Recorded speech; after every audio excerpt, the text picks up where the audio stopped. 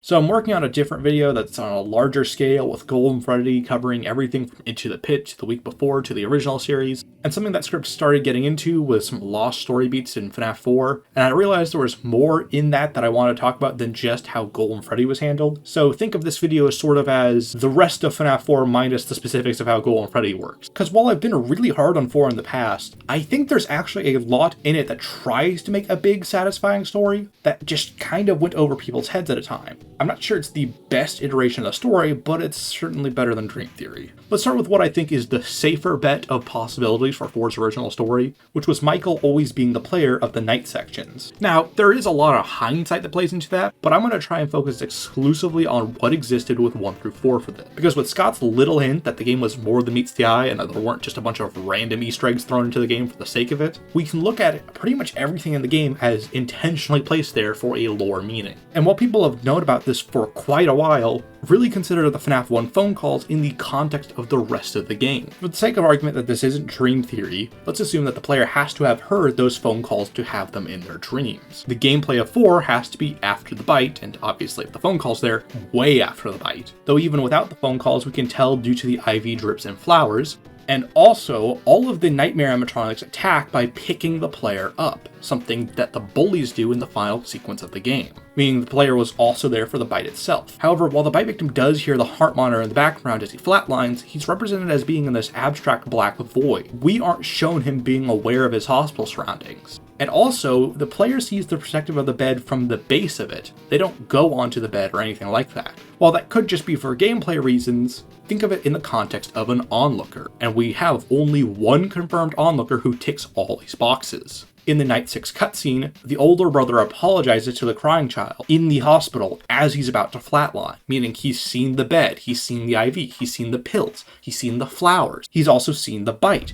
He also feels specifically guilt and remorse for what happened in the bite. And obviously, the biggest one, he survives long enough to hear the FNaF 1 phone calls. And it's worth noting that by Night 6, every single FNaF game had made a joke about where you expect the story to go, or a sort of twist and subversion. FNaF 1 leads you to suspect that you're going to die by the hands of the animatronic, foreshadowed by Phone Guy's death on Night 4. Not to mention you expect there to only be 5 nights, but lo and behold, there's a 6th night. And when you get to this mythical custom night on Night 7, you don't get killed by an animatronic, you get fired for tampering with the animatronic, something that you don't even expect to be a diegetic or real element of the world. FNaF 2 kind of escalates this. You think it's this new, sleek, modern, updated version of the original location that takes the old animatronics and replaces them with newer, better models, only to learn that you're in 1987 when the bite actually happens. And while Jeremy, the player, doesn't know what's going to happen, you, the player, someone who remembers Phone Guy in the first game mentioning how there was the bite of 87, know something's about to go down. FNaF 3 does, in my opinion, the best build-up of this.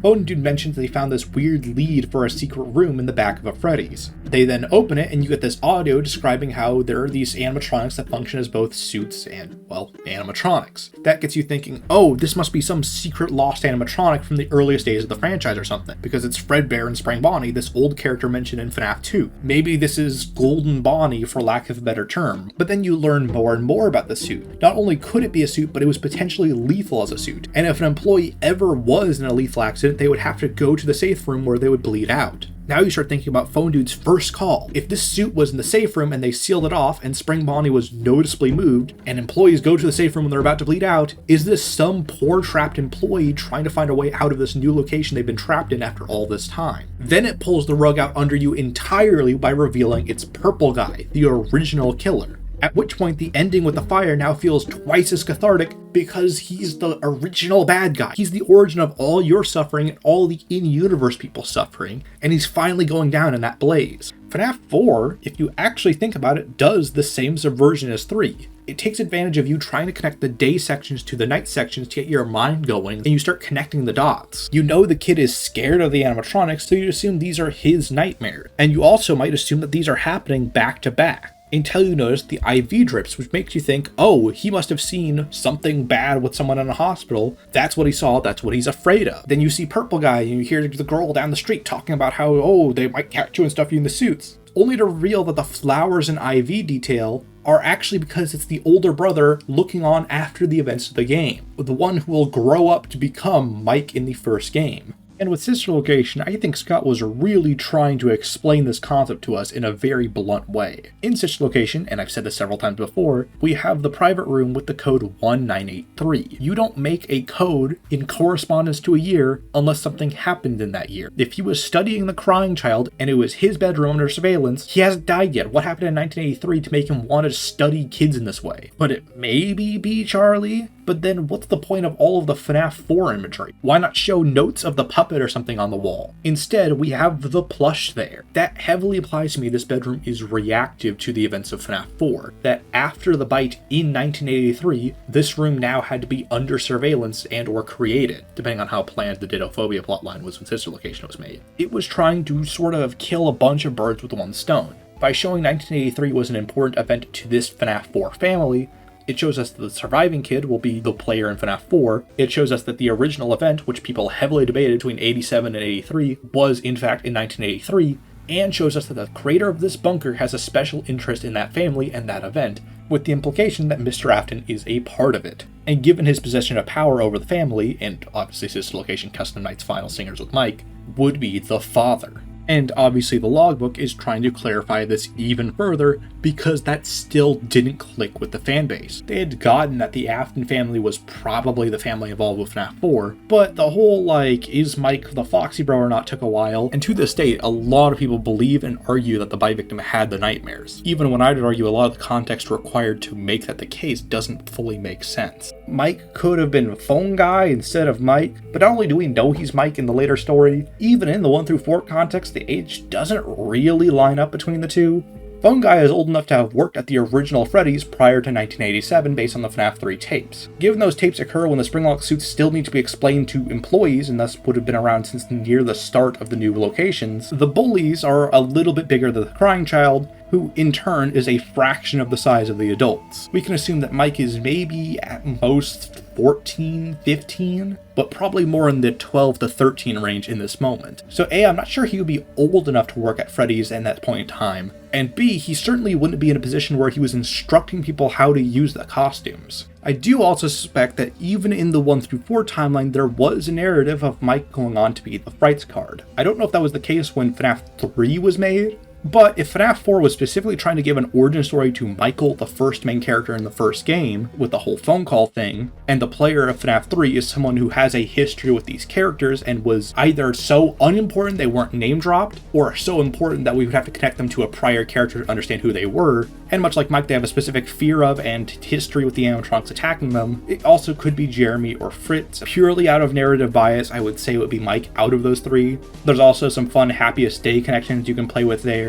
But also, it would mean it really was 4 games, 1 story. Our main player character for 3 out of the 4 classic games, at least for the night sections, gets his origin in FNaF 4 and pays off by the end of the timeline in 3. FNaF 1 showing a sort of middle point between those two phases. And I would also like to point out that even in FNaF 3, the Frights Guard is the most likely candidate to start the fire of the building, mainly because they're already hallucinating the animatronics as burned before anything's gone wrong. And Phone Dude specifically mentions that the building is a tinderbox ready to go up. Once again, a kind of moment of the game setting up something early on that will be paid off by the end. And with all that said, thinking a lot about the 1 through 4 timeline and going back to the FNaF 3 Phone Guy tapes, I had a weird little Mandela effect with one of the lines. For a little game to play as the audience, what do you, the viewer, remember the Phone Guy line about the Springlock failure as? After learning of an unfortunate incident at the sister location involving multiple and simultaneous Springlock failures. And if I didn't emphasize it enough, it's that first part that I didn't remember. After learning of an unfortunate incident at the sister location. Not only is it the sister location, as it implies it's a different location than just another Freddy's, it's something worth designating as the sister location, but after learning of doesn't put a specific clock on when they learned it. Sure, it could just be weird phrasing that meant like, oh yeah, last month or last week an event happened but we didn't learn about it until now. But remember, obviously the Springlock suits have existed since 1983, and the missing children's incident won't happen until 1985, meaning these tapes should cover a significant amount of time each. Or at least they kind of go in groupings and pairings. Combined with it already being vague about when that event happened, it means there's actually a lot of freedom for when that location could have existed, and when that Springlock failure could have happened. And while it's heavily tempting to list sister location as the sister location mentioned in 3, especially now in the greater context of the series, I'm not sure it actually fits the description of what Phone Guy describes in 3. See, he doesn't actually say that Springlock suits as a whole are deemed banned. He says that because of the Springlock failure, the classic suits are being retired to an appropriate location. We know that Fredbear and Spring Bonnie are the oldest characters, and we know that Freddy and the gang are the relatively newer characters. This was already implied in FNAF 2, with Fredbear's being the original location. At the time of these tapes, it would be the classic location, and Fredbear and Spring Bonnie would be the classic suits. Not to mention, Fredbear's is, in fact, a sister location. In fact, at the time of FNAF 3, and in the early days of Freddy's, it would be the sister location. And because of something that they learned about that location, Fredbear and Spring Bonnie are no longer deemed to be safe to use. Now, it still theoretically could have been Circus Babies, but we'd have to assume that the suit used in that location counts as a classic suit. And then there's Baby's dialogue. Baby says she doesn't think the suit was ever used, at least not the way it was meant to be used. And while meant to be used maybe could imply that it was poorly used or improperly used, meant more often than not refers to choice. You aren't meant to go down that road. You weren't meant to do that. It doesn't sound like you tried to use the suit correctly but did something wrong. It sounds like you used the suit for something it wasn't intended to do in the first place, something other than entertaining kids and functioning as a costume or an animatronic. Which, given that this is the Murder Clown location, is already kind of sketchy to hear, but I don't think you can talk about the Springlock suit in Baby's location without mentioning the important detail that follows directly after that line. Too dangerous. If Baby doesn't think the suit was ever used because it was dangerous, then how could it be the suit that caused people to learn it was dangerous in the first place? Given the context of the moment where she's trapped you in the Springlock suit, I think this dialogue line is quite simple actually. I don't think it was ever used the way it was meant to be used, as a performing animatronic and suit and costume, because it was too dangerous. No one would reasonably wear it for that simple purpose. However, if say you want to trap someone in a bunker off camera and also keep them safe from other animatronics while limiting their range of movement and free will, it is a very optimal suit. Baby has in this moment, and maybe even before this moment, used this to trap people and manipulate them. Hell, maybe William did too. So once again, while it's tempting to say it's a Springlock suit in a place called Sister Location, to me, learning about an old incident with Fredbear and Spring Bonnie, causing Fredbear and Spring Bonnie to no longer be used, fits the context of what Phone Guy was talking about in 3 in the first place. And Baby's dialogue kind of goes against that in some way. And the only thing I can think of that would even potentially suggest otherwise was Elizabeth dying before the missing kids in the novels, but that was specifically within the context of the Charlie Bot plotline, with the 4th Charlie Bot, before it was even Baby, killing Elizabeth. She doesn't even die in Circus Baby's Pizza World next. In fact, Circus Baby's Pizza World opens way after Freddy's does in the novel universe. So I feel like it would be cherry picking to pick one or the other. Do you say because she dies in Circus Baby's Pizza World in the games, it must be later in the timeline after Freddy's? Or do you say that because she dies before them in the novels, Circus Baby's Pizza World has to be moved earlier in the timeline to account for that? I think at least until we get later games confirmation or something that directly says Circus Baby's Pizza World existed alongside or before the missing children's incident, let's say that this incident is referring to Fredbear's Family Diner and it just wasn't reported until the Freddy's days, or maybe this tape just happens closer to that secret event than we thought. Thinking of FNAF 4 in this context, one, it was important to us to understand that Purple Guy had a connection to the Springlock suits all the way back into the Fredbear days. Two, it's explicitly clear that the crying child is afraid of the animatronics and people in the suits. This is not only what the girl on the playground spreads rumors about, but also just being near a guy in the costume causes him to collapse, and he's too afraid to even run by the animatronics on stage. However, he's not afraid of the core characters in any way. Combined with the ever frustrating lines, "You know what will happen when he catches you, don't you remember what you saw?" and this game seemingly being years before the murders have even happened, maybe at most the same year as when Charlie died, which is not even related to the suits itself, I think what 4 was going for was that the crying child saw the multiple simultaneous Springlock failures. This incident then gets buried in the chaos that will happen later that week, and/or was outright deliberately covered up potentially, and isn't really learned about until Fazbear Entertainment uncovers the information years down the road. Or maybe just a year or two, it's kind of unclear. After learning of the Springlock failure, they were deemed unsafe and put in the back. And part of what's interesting about that is it sets up this idea that Purple Guy has always been connected to these suits, and potentially might have been covering them up since the beginning. I mean, his job seems to be putting people in the suits. He's clearly extremely experienced with them, and he also uses them to a point where it defies all logic and reason. When he commits the first string of murders, he does so not only in a suit, but a springlock suit that could easily kill him. A suit he didn't even need to wear because we know from those tapes that there were safer replacement costumes given specifically to avoid the risks that the normal springlock suits had.